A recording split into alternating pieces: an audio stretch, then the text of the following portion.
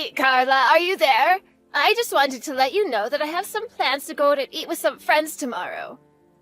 So if you could come and pick me up around 11 to take me there, that would be lovely.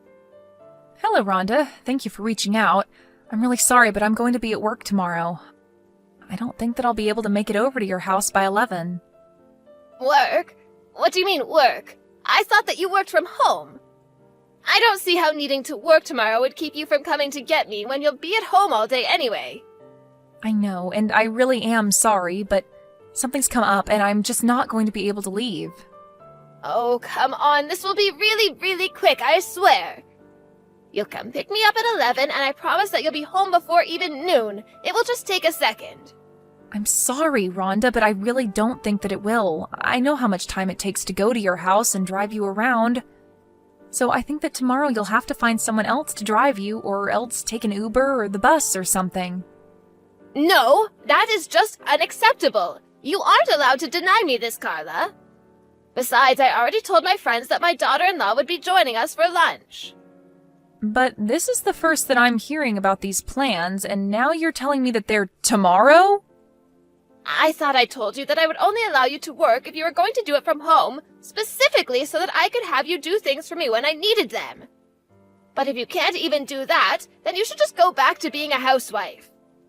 Because clearly you still don't understand the fact that you should always be putting your mother-in-law first. Please, Rhonda, that isn't fair. I've finally found something that I really want to do. I don't want to quit my job. But when you have a kid, you're going to have to quit your job, won't you? That wasn't what my plan was at all, actually. I was thinking that I would still work even after I have a child. Now you listen to me, young lady. You are going to come and pick me up when I tell you to, and that is that. Unless you rather I tell all my friends just to show up at your house and have lunch there. Okay, Rhonda, you win. I'll pick you up tomorrow if that's what you really need from me. You should have just said that you would in the first place. Then we wouldn't have had to waste our time fussing over this pointlessly. I can't believe that you would even try to lie to me about getting in the way of your work schedule. Did you really think I was going to buy that? But I wasn't lying to you. I guess now I'll just have to stay up all night working so that I don't miss the deadline for this tomorrow. If you had that option, then you should have said that's what you were going to do in the first place. But remember that you're going to be driving me around tomorrow, so you better not get us into an accident. Do you understand me? Because if anything does happen, then I'm going to make sure that everyone knows it's all your fault. Got it? I understand. Thank you for making that perfectly clear to me. Also, I want to trace back to what you were talking about earlier about keeping your job even after you've had a child? Does that mean that you and my son are actually thinking about having a child together then? Well, if we can, I would really like to have a child with Ben, yes. I see. And here I thought that you two were never ever going to give me any grandchildren. After all, you two have been married a whole year and there has been nothing on that front. I understand that, but I do want you to know that Ben and I have talked about it. In fact, it was Ben who suggested that we wait a little bit before trying for one. But if you wait too long, then your ovaries are going to shrivel up and you'll run out of eggs. I mean, you're already older than 30 years old, you know, and my daughter, who's still in her 20s, already has 2 kids. So it sounds to me like you two might have just been slacking off this whole time. Rhonda, I am really sorry, but I just have to get back to work now, but we can talk more about this tomorrow if you'd like. Oh, yes, I'm sure you're just sitting thinking about how obnoxious and horrible your mother-in-law is being to you right now, aren't you? Anyways, just remember to be at my house by 11. I don't want you getting here a minute sooner or later, and I don't want to hear any complaining about how I'm getting in the way of your work. And just know that if you don't show up, there is going to be serious hell to pay. Hello there, Carla. I just wanted to say thank you so much for yesterday's meal. I really loved how you made it so flavorless and bland. Did you do that just for me? Because you don't think old people can handle flavor? Or do you also subject my poor son to that kind of cooking too? I'm really sorry that you had a problem with the dinner that I cooked last night. I only seasoned it the way that Ben says he prefers. Wait, what? You're telling me that Ben actually says he likes his food tasting like that? That is what he's told me in the past, yes. Oh, but that can't be right. Sometimes I just don't know what goes on in that head of his. But I know that he must be lying to you. I really don't think that my husband was lying about how I make him his food. In fact, he's always going on about how much he loves my cooking, if you really want to know. And you still haven't realized that he's probably just saying that as to not hurt your feelings. I know what my son likes to eat, and let me tell you that it is not the slop that you were serving us last night. He likes thick flavor and rich smells. It sounds to me like someone would be better off cooking out of a recipe book than whatever led you to make whatever you did. Anyway, speaking of Ben, he's going away on his business trip today, isn't that right? Yes, he's already left for the airport, actually. Why do you bring that up? Oh, perfect. That's just what I wanted to hear. In that case, I want you to come to my house tomorrow. I'm going to teach you how to cook and make it so that you can actually dish out something served for once. Sorry, you want me to go over to your house tomorrow? I don't think that will work. I'll be working then. Oh, there you go again, trying to use your work to get out of doing what I tell you to. So you're really telling me that you don't think you need any kind of training? Are you okay? Were you dropped on your head as a child or something? Because if you're going to be like this, I might just have to take it upon myself to make you quit your job. Rhonda, I think that Ben already talked to you about this, didn't he? He told you that it's my choice whether or not I want to work and that you shouldn't try and interfere with the fact that I am working. Now, this is something that Ben, not me, has said to you, right? So why haven't you stopped? Oh, so now you're telling me that I have to listen to whatever my sons tell me to do. I think you're forgetting who's really in charge here. That isn't what I meant, but I'm just trying to tell you that I'm not going to be quitting my job just because it's something you want me to do. How dare you say that? You're just going to ignore what your mother-in-law has to say to you? I'm not ignoring. I am very much listening to what you have to say. I'm just telling you that I'm not going to quit my job because you want me to. Now you listen here, young woman. I am your mother-in-law, and when I say jump, the only thing I should be hearing from you is how high. You really need to learn your place in this relationship. You're already on thin ice by not coming to live with me. How dare you take away my eldest son when he should be staying at home taking care of his mother in her advanced years? I'm really sorry to tell you this, Rhonda, but not living with you was actually Ben's idea. But he only reached that decision because of all the pressure that you were putting on him, weren't you? Well, you aren't going to control me like that, I can tell you that much. In fact, you should be trying to change his mind and telling him that you both should come and live with me. That's the least a daughter-in-law could do for her mother-in-law. Well, I'm sorry, but I just don't really see that happening, Rhonda. You really are just a terrible person, do you know that? Just the worst. I have no idea what my silly son was thinking when he decided it would be a good idea to marry you. Even his sister was smart enough to move in with her husband's family. And now she spends her days from sunup to sundown being a loyal daughter-in-law to her in-laws. And I am sure that that is her way of trying to get along with her husband's family. I would really like it if we could find a way to get along too. Oh, please, of course you don't. If you really did, then you would just shut up and do as I tell you. But I know that your real goal is to keep turning my son against me until he wants nothing to do with me. But it's you and Ben who should end things. And just what do you mean by that? What do you think I mean by that? I mean that the two of you should get a divorce. After all, what's the point of being married if you're not even pregnant yet? As far as I'm concerned, that just makes you useless.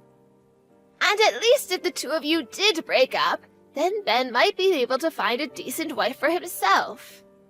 Rhonda, I think that you're being unreasonable right now, and I really don't like you suggesting that Ben and I should get a divorce. In fact, that thought has never ever crossed either of our minds. Well, if you don't want my son to leave you, you better start pulling your weight around here. And you can start doing that by showing up to my house tomorrow. It's high time you learn what it means to be a good wife and daughter-in-law. And I don't want to hear any excuses about how you can't come because of your job. Okay then, I'll go to your house tomorrow, but let's please just try to get along.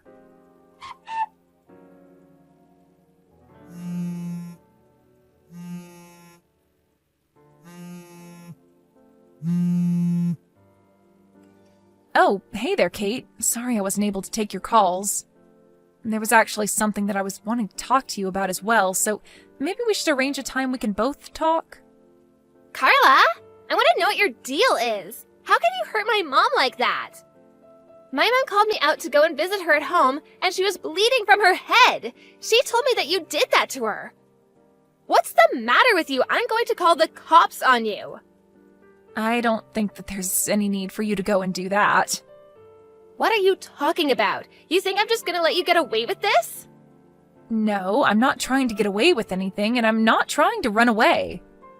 It's just that the police are already on their way over there, so tell your mom to get ready for that. And just what is that supposed to mean? Did you go to the cops or something? I did, actually. I filed a report against your mom, if you must know.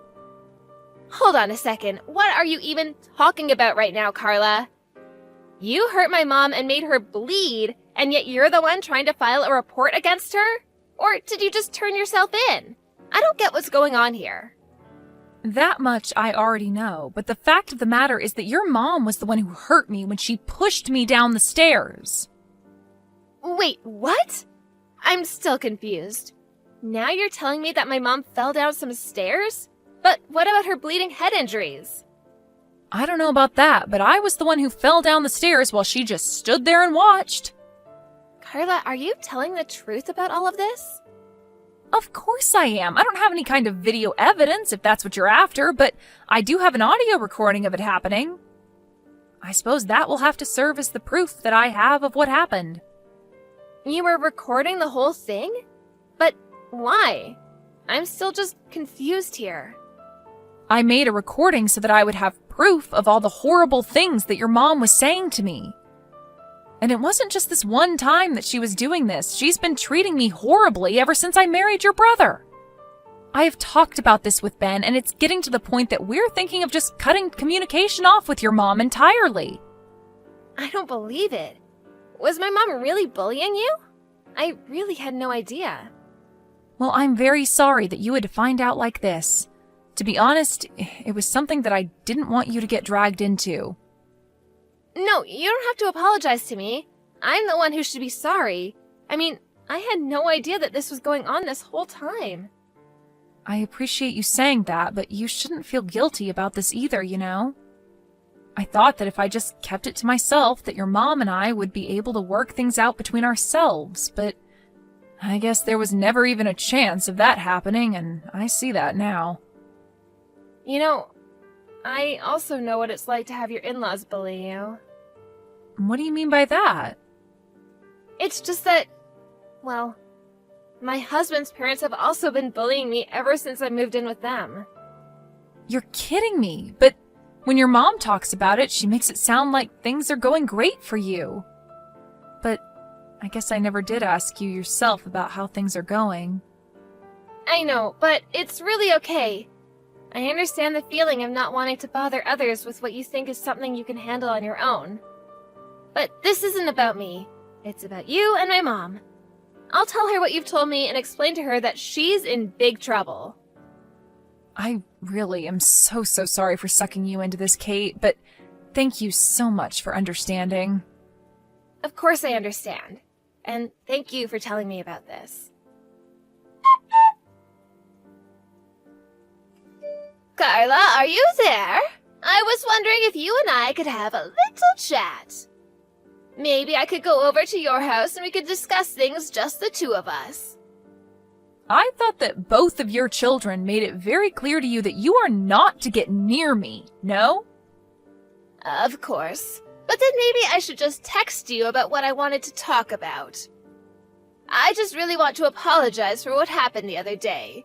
I really didn't mean to do it on purpose, and I want you to know that. Really? Because I've replayed it in my head over and over again, and I don't see how it could have been anything but intentional. I even recorded the things you were saying to me right before it happened, right before you shoved me down those stairs. So I really don't think that anyone is buying that what you did was accidental. Well, okay, so I gave you a small little push, but it was just a little joke. I don't care if you thought it was a joke. It resulted in me breaking some bones. Not only that, but then you tried to tell people that I was the one who shoved you down the stairs. You're right, but it was just because I was so worried that people might blame me. Well, they should. It was all your fault that I fell in the first place. What is even the point of this conversation? I'm leaving. Wait, no, Carla, don't. Because I really am so sorry about this. Can't you go to the police and explain to them that this was all a big mistake? But it isn't a mistake. We know exactly what happened, and you did what you did on purpose. Please, I really didn't mean to. I swear to never do anything like that to you ever again. Besides, it's not like you didn't do anything to me. Right as you were falling, you took a swipe at me. If you had actually hit me with it, I could have been really hurt. I see. So you really think that those two things are equivalent, then? I don't know why I thought that you might actually have reflected on what you did. No, please don't go. I really have thought about what I did. I know that it was wrong of me to do that to you. So, can you please just talk to my children and tell them to not leave me? I don't know how I'm supposed to live with myself if they leave me like this. I need you to forgive me so that they can forgive me too. You have got to be kidding me, right? You want me to forgive you for totally selfish reasons? But if you don't do this for me, then I'm never going to be able to see my family ever again. Don't you realize that?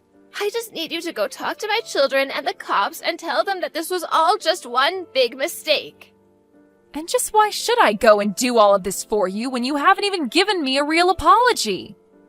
You're asking for all of this just for your own benefit when you haven't shown any remorse for what you've done to me. Look, I know that I might have pushed you down the stairs and that you hurt yourself falling down, but you have to realize that I didn't have that much family left. I mean, my kids are basically all I have left now, and if I don't have them, then who am I supposed to have to take care of me when I get older? Incredible. I really just don't even know what to say to that. But honestly, it isn't up to me how your children decide to interact with you. But you could change their minds if you just told them that you weren't mad at me anymore. Please, I need them to forgive me for this.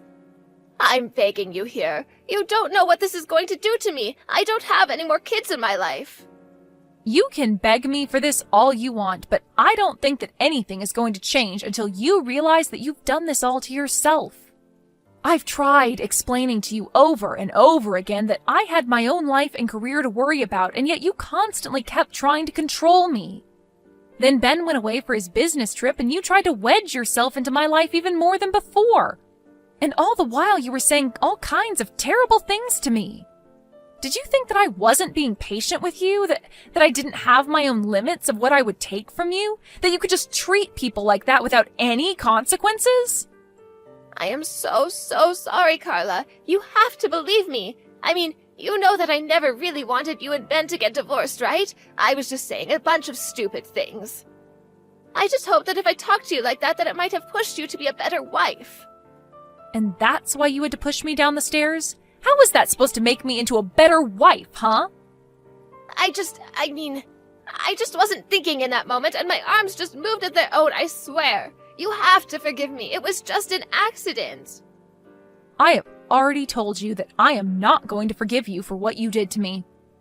But I'm your mother-in-law, your husband's mother. You can't just cut me out of your lives like that. For the last time, I am not the one making that decision. If you don't want your children to stop talking to you, then you need to go and talk to them. But as far as I'm concerned, you and I are not family. Please, don't say anything. I am so sorry for everything. I promise to never ever try to interfere in your life ever again. I won't even be mean to you, and I won't order you around like I did before. I'll do all of that if you just say that you'll forgive me. I really can't believe that you think that's what's going to solve all of this. An apology has no meaning if there's no intent behind it. I have to say that you are just not the person that I thought you were when we first met. I am nothing but disappointed in you. Carla, I'm so sorry. For everything. No, you're not. And that's the problem. But hopefully you've learned your lesson from this and can be a better mother-in-law in the future. Of course, it doesn't mean we'll ever let you back into our lives after what you've done. After that, Ben and I talked and we finally settled on dropping the charges that I was going to press against his mother. Instead, we served her with the full bill for my injuries and made her sign on to a restraining order to keep her away from me. Although it was unlikely that the court would have sent a woman of her age to jail, our settlement was a good way to ensure that she would keep away from us. After that, I blocked her on every medium imaginable. I heard from Ben, however, that rumors were spreading around Rhonda's neighborhood about what she did to me. Apparently, Rhonda was so humiliated that she doesn't even leave the house anymore. Afraid of being known as the person who harmed her daughter-in-law and lost her family, Rhonda decided that she had to move away. Now, not even her children know where she is or what she might be doing these days. A few months later, I heard that Kate and her husband talked about what she was going through and that the two of them decided to move out of his parents' house. Ever since then, Kate has seemed much less stressed than before. Thank you for watching. If you liked this video, please give it a thumbs up and don't forget to subscribe to see more content like this.